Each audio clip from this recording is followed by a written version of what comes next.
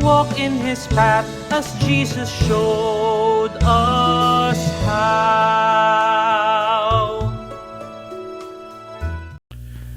Magandang araw po sa ating lahat. Pagpalain tayo ng Diyos sa ating pong pagpapatuloy sa ating serye ukol sa buhay Kristiyano. Ay ating pagdinilay ng sumandali ang ika-22 talata mula sa ika-5 kabanata ng unang sulat ni San Pablo sa mga taga-Tesalonika. At dito po'y nasusulat, no? Ito po'y galing sa Magandang Balita, Biblia. Lumayo kayo sa lahat ng uri ng kasamaan. Napakalinaw po, no?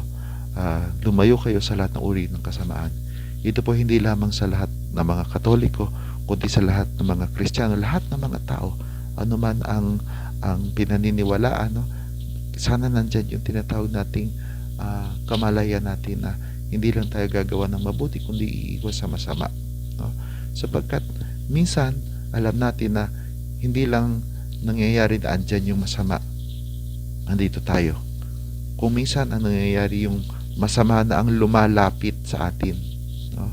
Kumbaga katulad ng kasabihan, no? Ang patuka na ang lumalapit sa sisiw, no?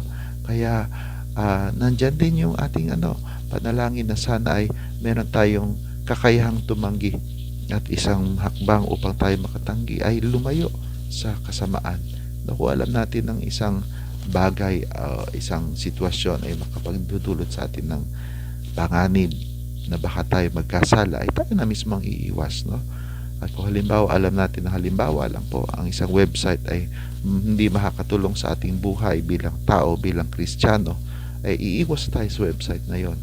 No, kung alam natin na ang isang programa sa telebisyon ay hindi makapagdudulot sa atin ng pakikipag-isa sa Diyos, no? At pagtupad sa kanyang utos ay hindi natin papanoorin, no? Sana ay matuto tayong umiwas sa masama kasi kailangan pa bang i-memorize yan? Pagpalain tayo ng Diyos. Walk in His path as Jesus showed